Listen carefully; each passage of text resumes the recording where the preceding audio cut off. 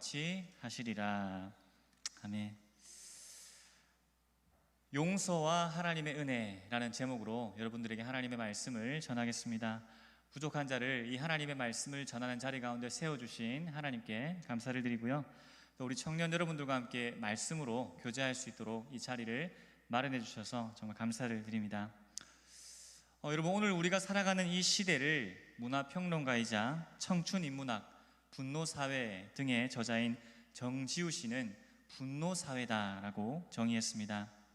이 분노사회라는 책을 이 저자가 저작하기 2년 전에 한병철 교수가 피로사회라는 책을 발간하기도 했죠. 이 책은 독일 언론과 매체의 주목을 받기도 했었습니다. 이 책이 나온 지 2년 뒤에 이 정지우 씨가 분노사회다라는 책을 발간한 것이죠. 그렇습니다. 여러분, 우리가 살아가는 이 시대는 분노사회입니다. 분노가 지배하는 사회인 것 같습니다. 여러분, 뉴스를 보시면 묻지마 폭행이나 묻지마 살인, 데이트 폭력 혹은 가정 폭력이나 또 여러 가지 학교 폭력, 이러한 문제들이 이미 사회적 이슈가 된 지 오래되었죠. 이미 사회에서는 자비와 용서 등을 찾아보기가 힘들며 오히려 어떤 잘못에 대해서 과한 정의를 앞세워서 분노와 응징만이 남아있는 그런 사회가 아닌가라고 생각합니다. 이렇게 분노가 넘쳐나는 이른바 분노사회를 살아가는 우리 그리스도인들에게 오늘 이 말씀은 매우 신선한 충격을 가져다 줍니다. 오늘 말씀은 예수님의 제자인 베드로와 예수님의 대화이죠. 베드로가 예수님께 질문하고 예수님께서 베드로에게 답해주는 그런 내용이 담겨 있습니다. 베드로가 예수님께 용서에 관해 질문했습니다. 그러자 예수님께서 답을 해주시면서 한 가지 비유의 이야기를 들려주십니다. 바로 그러한 내용으로 오늘 말씀이 구성되어 있습니다. 바라기는 오늘 이 말씀을 통해서 우리 모든 청년 여러분, 그리고 함께 예배에 참여하신 모든 분들에게 하나님의 은혜가 가득할 수 있기를 바라면서 우리의 용서와 하나님의 은혜가 어떤 관계를 가지고 있는지를 우리가 살펴보고자 합니다. 오늘 말씀의 요지는 이것입니다. 하나님께로부터 무한한 죄의 빚을 탕감받은 우리는 용서받은 자답게, 용서받은 자에 마땅하게 우리의 이웃을 기꺼이 마음으로부터 용서해야 한다라는 것입니다. 다시 한번 말씀을 드리겠습니다. 하나님께 무한한 죄의 빚을 탕감받은 우리는 기꺼이 그 용서받은 자에 합당하게 형제를 마음으로부터 용서해야 한다라는 것입니다. 바라기는 오늘 이 말씀을 통해 주시는 하나님의 귀한 교훈을 우리 마음 가운데 새김으로 말미암아 하나님이 원하시는 용서의 삶을 살아가시기를 바랍니다. 오늘 본문 말씀에서 예수님의 제자 베드로는 예수님께 이렇게 질문합니다. 예수님, 형제가 내게 죄를 범하면 몇 번이나 용서해 주어야 합니까? 7번 정도면 되겠습니까? 이 예수님 당시의 유대 사회에서는 유대 랍비들은 3번까지만 사람을 용서해 주어야 한다라고 말했다고 합니다. 3번까지는 용서해 주되 4번부터는 용서해 주면 안 된다라고 가르쳤다고 하죠. 여러분, 우리 문화에도 3, 3번 이런 문화가 있지 않습니까?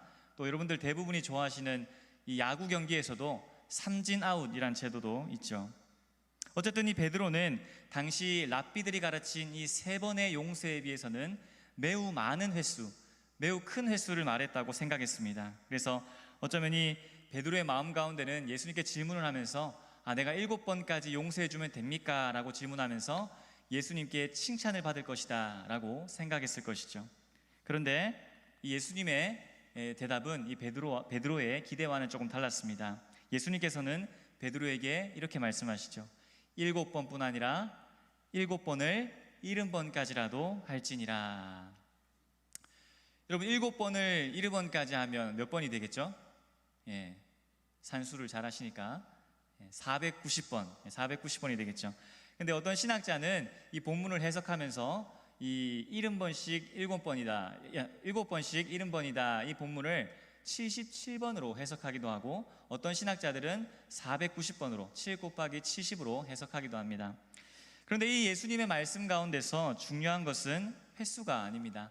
77이냐 490회냐 라는 것이 중요한 것이 아니라 예수님께서는 지금 베드로에게 용서의 횟수가 제한되어 있는 것이 아니라 한계를 정하지 말고 무한정으로 무한하게 형제를 용서해 주어라 라는 말씀이지요. 예수님께서 이렇게 베드로에게 대답하신 그 용서에 관해 한 가지 비유의 말씀을 들려주십니다. 그것이 바로 오늘 말씀 23절로 34절에 나오는 이야기이죠. 여러분들에게 아마 익숙한 이야기이실 겁니다. 먼저 이 비유의 이야기를 예수님께서 들려주시기 이전에 이렇게 말씀하시죠. 천국은 그 종들과 결산하려 하던 어떤 임금과 같다라고 말씀하십니다. 그리고 나서 예수님께서 비유로 들려주신 이야기가 바로 이렇습니다. 어떤 임금에게 이 1만 달란트를 빚진 종이 있었습니다.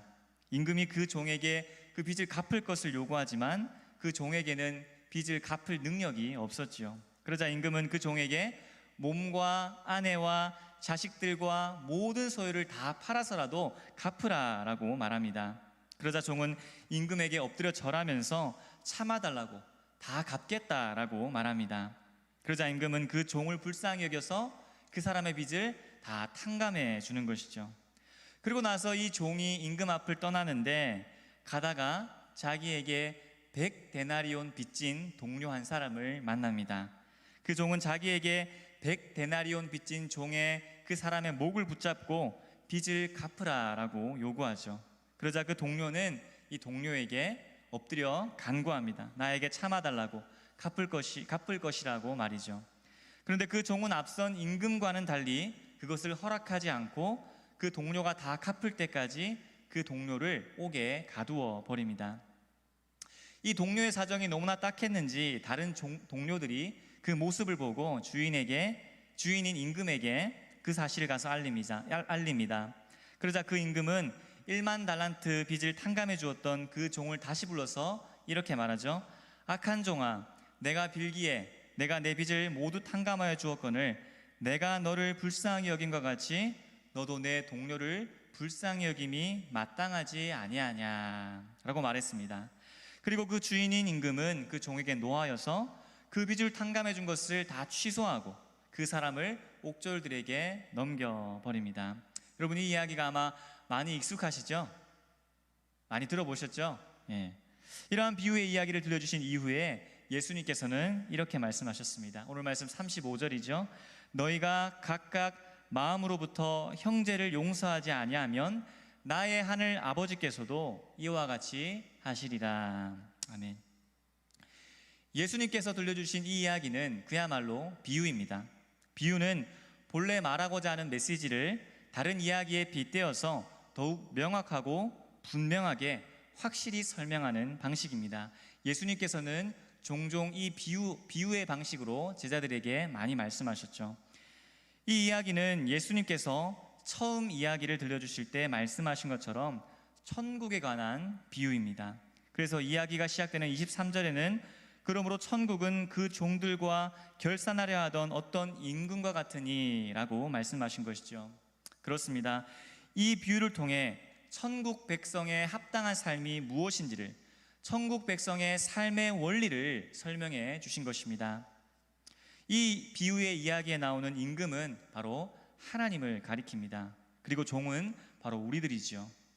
1만 달란트의 빚, 이것은 바로 우리가 하나님께 진 빚을 의미합니다. 우리가 하나님께 진 빚이 무엇이죠? 바로 우리의 무한한 죄값입니다. 이 이야기에는 두 화폐의 단위가 나옵니다. 첫 번째 나오는 것은 달란트이고 두 번째 나오는 것은 데나리온이죠. 1데나리온은 당시 노동자의 하루 임금이었다라고 하죠. 그리고 1달란트는 6천 데나리온에 해당하는 가치를 가지고 있었다고 합니다. 그러니 1달란트는 노동자 한 사람의 20년치 임금입니다. 20년 정도 품삯이 바로 이 1달란트이죠. 그런데 종이 임금에게 진 빚이 얼마였습니까? 1만 달란트였죠. 그렇다면 1만 달란트는 몇 년을 일해야 갚을 수 있는 돈일까요? 한 사람의 노동자가 20만 년 동안 일해야 갚을 수가 있는 어마어마한 돈이었습니다. 오늘날의 화폐 단위로 환산하면 최소 약 3조 원에 해당하는 금액이었습니다. 이것은 일당을 5만 원으로 잡았을 때의 이야기고, 여러분 요즘 시급 만원 시대죠. 예. 하루 최소 10만 원으로 잡으면 6조 원에 해당하는 엄청난 금액입니다.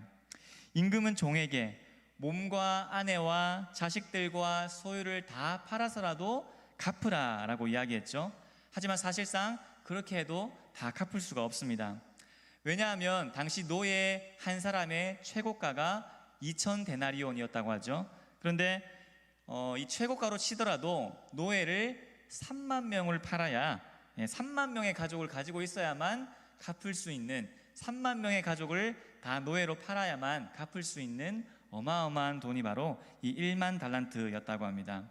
당시에 팔레스타인 전역에서 거두어들인 이 세금이 800달란트였다고 합니다.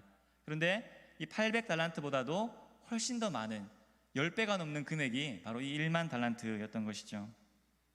그런데 사실 이 비유의 이야기에 나오는 이 1만 달란트는 단순히 엄청난 액수라는 것을 넘어서서 무한을 의미합니다. 1만은 무한을 의미하는 숫자이죠.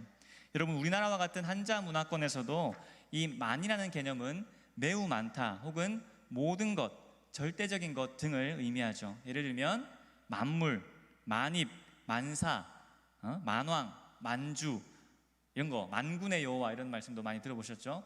만이라고 하면 이 무한을 상징하는 숫자가 바로 우리 한자 문화권에서도 그러하죠. 근데 이 유대인에게서도 이 만은 무한을 의미하는 숫자였습니다.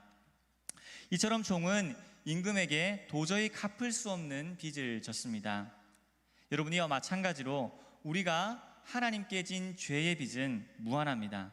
우리는 하나님께 무한한 빚을 지은 사람들이죠. 도저히 갚을 능력이 없습니다.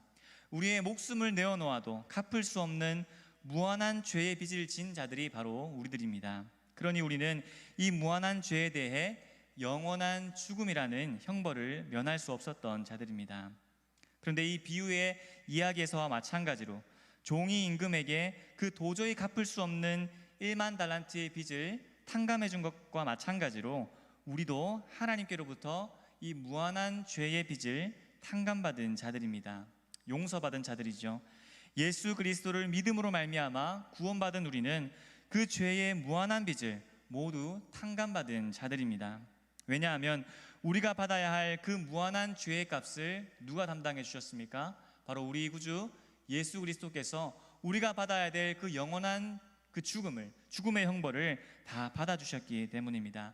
예수 그리스도의 그 무한한 신성으로 우리의 무한한 죄의 빚을, 영원한 사망의 벌을 다 짊어지시고 감당해 주셨기 때문입니다.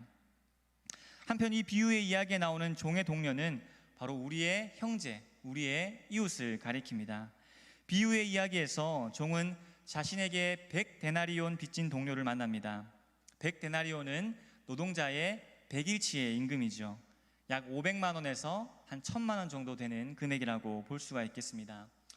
어떻게 생각하면 많은 액수가 될 수 있겠죠. 자, 그런데 여러분 생각해 봅시다. 이 종이 좀 전에 자신의 임금으로부터 탕감받은 금액이 얼마였습니까? 1만 달란트였죠. 자신이 동료로부터 받아야 할 빚은 자기가 탕감받은 이 1만 달란트에 비하면 아무것도 아닌 금액이었습니다. 60만 분의 1밖에 안 되는 숫자였습니다. 단순히 숫자만 놓고 보더라도 60만 분의 1밖에 안 되는 아주 작은 금액이었습니다. 그런데 이 종은 임금에게로부터 1만 달란트라는 어마어마한 금액을 탕감받았지만 이 종은 그 자기 동료의 100데나리온의 빚을 탕감해 주지 않고 용서해 주지 않는 모습을 보여주는 것이죠. 여러분, 이 이야기는 우리가 상식적으로만 생각하더라도 말이 안 되는 처사입니다. 은혜를 모르는 자의 행동이죠. 용서받은 자에게 마땅하지 않은 모습입니다. 여러분, 이 말씀은 우리에게 어떤 교훈을 줍니까? 우리가 하나님께로부터 받은 그 은혜, 그 용서의 크기가 어떻습니까? 또한 횟수는 어떻습니까? 우리가 하나님께 받은 그 은혜, 용서는 무한합니다. 한없이 큰, 셀 수 없이 많은 용서를 우리는 이미 받았고 또 앞으로도 받을 것입니다. 죄에 대한 무한한 형벌, 영원한 죽음이라는 그 빚을 우리는 이미 탕감받았습니다. 뿐만 아니라 예수 그리스도의 은혜는 우리의 과거와 현재와 미래의 모든 죄를 용서하시는 은혜입니다. 여러분, 우리는 아직도 매일매일 셀 수 없이 많은 죄를 하나님께 범하면서 살아갑니다. 용서를 구하고 회개하면서도 끊임없이 반복적으로 하나님께 죄를 짓는 우리의 연약한 모습을 보게 되는 것이죠. 그런데 하나님께서는 그 셀 수 없이 많은 죄들을, 이 과거와 현재와 미래의 모든 죄들을 우리에게 다 돌리지 않으시고 용서해 주시는 분이십니다. 칼빈은 이렇게 말했습니다. 만약 하나님께서 우리의 죄를 우리에게 다 갚으셨다면 우리는 수천 번도 더 죽었을 것이다 라고 말했습니다. 어디 수천 번뿐이겠습니까? 저는 죄가 많은 사람이라 아마 수억 번은 더 죽었지 않을까 그렇게 생각합니다. 그렇게 보이시죠? 예, 죄가 많아 보이시죠? 예, 착한 사람이에요. 예. 그래서 우리가 하나님께로부터 받은 이 탕감받은 이 용서받은 빚이 얼마나 큽니까? 무한하죠? 횟수가 무한합니다. 양도 무한합니다. 셀 수 없습니다. 우리가 하나님께로부터 이 셀 수 없이 많은 은혜를, 용서를 받았다라는 것입니다. 그런데 여러분, 우리는 이 하나님의 용서, 은혜와는 다르게 우리가 받은 그 무한한 사랑과 은혜와 용서와는 다르게 우리는 우리에게 잘못하는 그 사람들의 그 잘못을 용서하는 것에 있어서 매우 인색한 모습을 보게 되는 것이죠. 우리가 하나님께 진 그 죄의 무한한 빚과는 비교할 수 없이 아주 작은 그 형제의 잘못을 기꺼이 마음으로부터 용서해 주지 못하는 우리의 모습이 바로 우리의 현실입니다. 하나를 보면 열을 안다라는 말을 다른 사람들에게 적용하죠. 형제의 작은 잘못을 보고서 하나를 보면 열을 안다고 하면서 그 형제를, 인격 전체를, 삶 전체를 판단하고 관계의 벽을 쌓기도 하는 것이 바로 우리의 모습입니다. 10년 전에 받은 그 사람들로부터 받은 상처를 이 목에 걸린 생선 가시처럼 자신을 찌를 때가 많이 있다라는 것이죠. 이렇게 연약하고 부패한 본성을 가진 자들이 바로 우리의 모습이 아닙니까? 은혜를 아는 자라고 할 수 없을 만큼 너무나도 부족한 모습입니다. 그런데 여러분, 오늘 이 말씀의 마지막 구절, 예수님의 말씀은 우리에게 어쩌면 혼란을 가져다 줄 수가 있습니다. 35절 말씀을 보시면 너희가 각각 마음으로부터 형제를 용서하지 아니하면 나의 하늘 아버지께서도 이와 같이 하시리라. 여러분, 이 말씀을 읽고 이런 질문이 생기지 않습니까? 우리의 용서가 하나님께 용서받는 조건이 될 수가 있는가라는 것이죠. 이 말씀을 문자 그대로 이해하면 우리가 형제를 용서하면 하나님께 구원받고 우리가 형제를 용서하지 아니하면 구원을 받지 못하는 것인가라고 생각할 수도 있는 것입니다. 여러분, 그렇습니까? 이러한 결론에 이르게 되면 엄청난 모순에 빠지게 됩니다. 이러한 논리에 따르면 우리의 용서의 여부에 따라서 하나님의 용서가 결정되기 때문입니다. 이렇게 되면 우리의 행위에 따라 하나님의 구원이 달려있다는 행위 구원론에 빠질 수가 있는 것이죠. 과연 그럴까요? 결코 그렇지 않습니다. 우리가 구원받은 것은 결코 우리의 행위 때문이 아닙니다. 우리의 행위에 따라서 하나님의 용서가 결정되지 않는다라는 것이죠. 하나님께서 우리의 죄를 용서해 주시고 우리를 구원해 주시는 것은 아무런 조건 없는 하나님의 값없는 은혜입니다. 그것을 우리는 오직 믿음으로만 받아들이며 하나님이 주시는 용서의 은혜를, 구원의 은혜를 맛보게 되는 것입니다. 그리고 이 믿음조차도 하나님께서 우리에게 선물로 주신 것이다 라고 에베소서 2장 8절로 9절 말씀 가운데 말씀하고 있는 것이죠. 여러분, 그렇다면 이 말씀을 우리는 어떻게 이해해야 할까요? 이것을 올바로 이해하기 위해서는 우리의 용서와 하나님의 은혜의 관계를 올바로 이해해야 합니다. 다른 말로는 우리의 행위와 구원이 어떤 관계를 가지고 있는지를 올바로 이해해야 한다라는 것이죠. 그래야만 다음과 같은 구절들을 올바로 이해할 수가 있습니다. 여러분, 성경에 나오는 여러 구절들은 결코 모순되지 않습니다. 일치된 가르침을 우리에게 제공해 주시는 것이죠. 이 말씀을 기록하신 분, 이 말씀을 우리에게 주신 분이 누구십니까? 바로 하나님이시죠. 하나님 한 분이신 하나님께서는 우리에게 모순된 말씀을 주지 아니하시고 일치된 말씀을 주신다라는 것이죠. 마태복음 7장 21절은 이렇게 말씀합니다. 나더러 주여 주여 하는 자마다 천국에 들어갈 것이 아니요 다만 하늘에 계신 내 아버지의 뜻대로 행하는 자라야 천국에 들어가리라고 말씀하셨습니다. 그리고 마태복음 6장 14절로 15절 말씀을 보시면 너희가 사람의 잘못을 용서하면 너희 하늘 아버지께서도 너희의 잘못을 용서하시려니와 너희가 사람의 잘못을 용서하지 아니하면 너희 아버지께서도 너희의 잘못을 용서하지 아니하시리라고 말씀하십니다. 그리고 여러분, 주기도문, 예수님께서 우리에게 기도의 모범으로 주신 이 주기도문에는 어떻게 기도합니까? 우리가 우리에게 죄 지은 자를 사하여 준 것 같이 우리 죄를 사하여 주시옵고 라고 기도하고 있습니다. 여러분, 앞서 제가 말씀드린 이러한 구절들을 우리가 어떻게 이해해야 할까요? 이러한 말씀들을 올바로 이해하기 위해서는 하나님의 은혜와 우리의 용서가 어떤 관계를 가지고 있는지를 올바로 이해해야 합니다. 이 구절들은 우리가 형제를 용서해야만 그것을 조건으로 하나님이 우리를 용서해 주신다는 것이 아닙니다.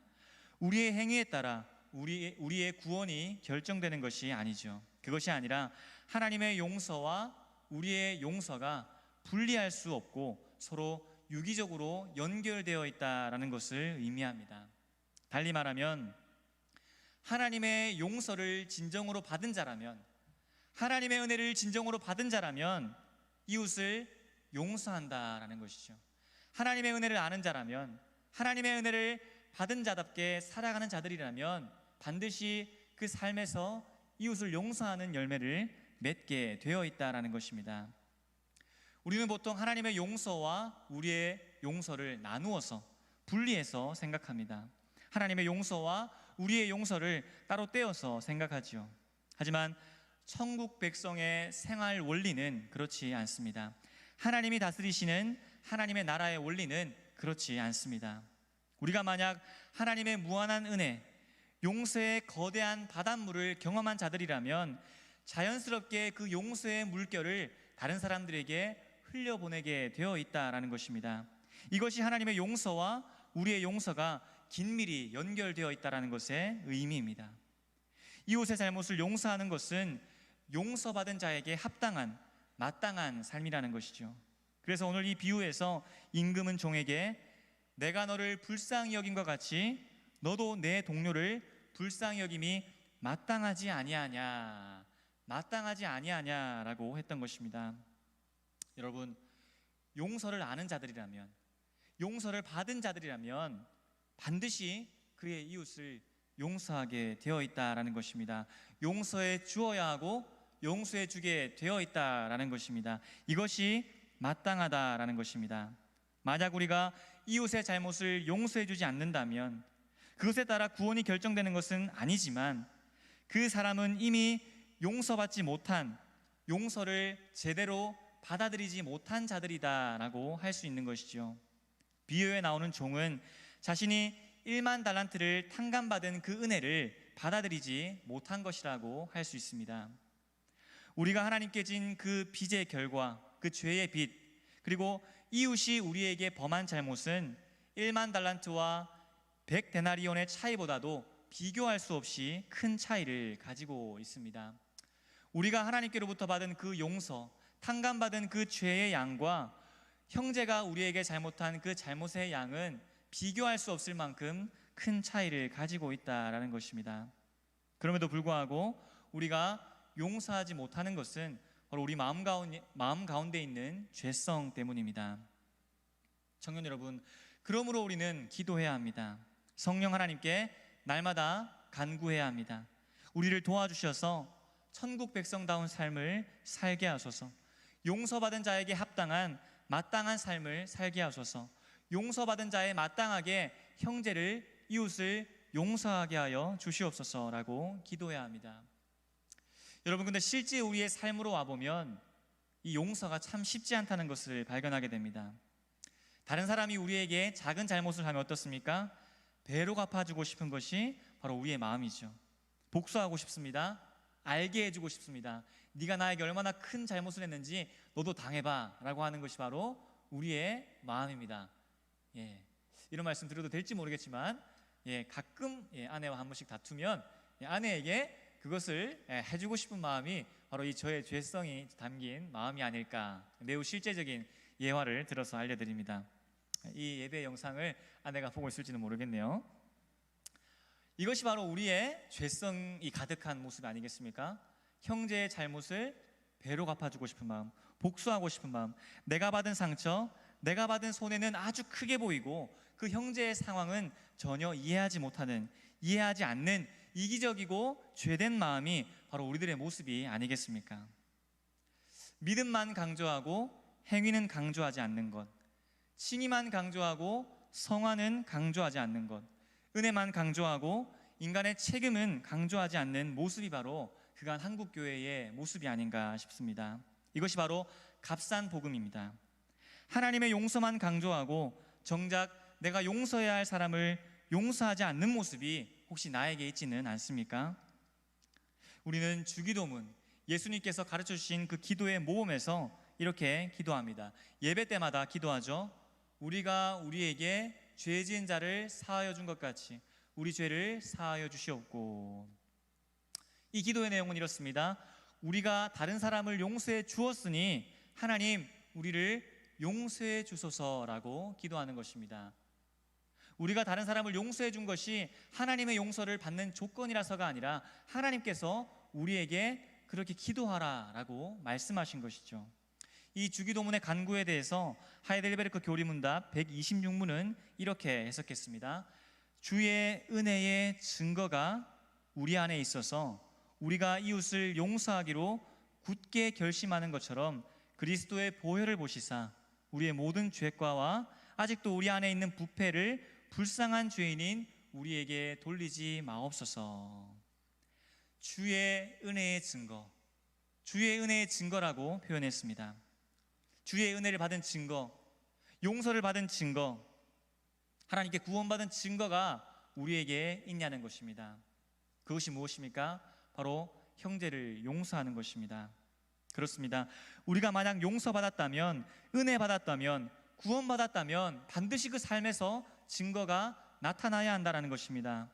열매를 보고 그 나무를 안다라고 말씀하셨죠. 우리에게 용서의 열매가 맺어진다면 우리는 좋은 나무입니다. 바로 용서받은 자들, 구원받은 자들이라고 할 수 있는 것이죠. 그러나 용서의 열매를 삶 가운데서 도무지 맺지 않는다면, 형제를 전혀 용서해 줄 마음이 없다면 과연 우리가 좋은 나무라고, 구원받은 자들이라고, 은혜 받은 자들이라고, 용서받은 자들이라고 할 수가 있겠냐는 것이죠. 이처럼 우리의 구원과 하나님의 은혜는 밀접하게 연결되어 있습니다. 하나님의 은혜와 우리의 용서는 밀접하게 연결되어 있습니다. 분리할 수 없습니다. 하나이죠. 하나님의 은혜와 우리의 용서는 이렇게 연결되어 있습니다. 여러분, 우리가 만약 하나님께 용서받지 못했다면, 구원받지 못했다면, 만약 그렇다면 어떻겠습니까? 끔찍하죠. 영원한 사망입니다. 지옥 형벌입니다. 하나님의 저주와 심판을 다 받게 되겠지요. 우리는 하나님의 용서가 절실하게 필요한 자들입니다. 그렇게 용서받고 싶은 그 마음 그대로 절실하고 간절하고 그 용서를 구하는 그 마음으로 다른 사람을 용서해 주어야 한다라는 것입니다. 그렇게 할 때에 우리의 기도, 우리가 우리에게 죄 지은 자를 사하여 준 것 같이 우리 죄를 사하여 주시옵고 라는 기도가 모순이 되지 않는다라는 것입니다. 말씀을 맺겠습니다. 우리는 오늘 이 예수님의 비유의 말씀을 통해서 용서에 관한 교훈을 들었습니다. 하나님의 은혜와 용서의 관계를 깨달았죠. 바라기는 하나님의 용서받은 자의 합당한 삶, 용서받은 자의 마땅한 삶을 살아갈 수 있기를 바랍니다. 주의 은혜의 증거가 우리에게 나타나기를 바랍니다. 그것은 우리의 이웃을, 형제를, 자매를 기꺼이 마음으로부터 용서해 주는 것입니다. 미워하지 않고 복수하려는 마음을 버리고 그 사람과의 관계 회복을 위해서 최선을 다하는 것, 그것이 바로 하나님께서 우리에게 원하시는 삶입니다. 예수님께서는 마태복음에서 이렇게 말씀하셨습니다. 너희가 예물을 드리려거든 먼저 형제와 화해하고 와서 예물을 드리라. 무슨 말씀입니까? 예배를 드리려거든 형제자매와 관계를 회복해라. 그리고 와서 예배를 드리라. 형제자매를 용서하고 그리고 와서 예배를 드리라 라는 것입니다. 여러분, 형제자매를 용서하지 않고 계속해서 미워하면 하나님과 우리의 관계가 계속해서 악화됩니다. 하나님 앞으로 나아갈 수가 없는 것이죠. 하나님의 은혜에 합당하게 용서하는 우리가 되기를 진심으로 소망합니다. 이 시간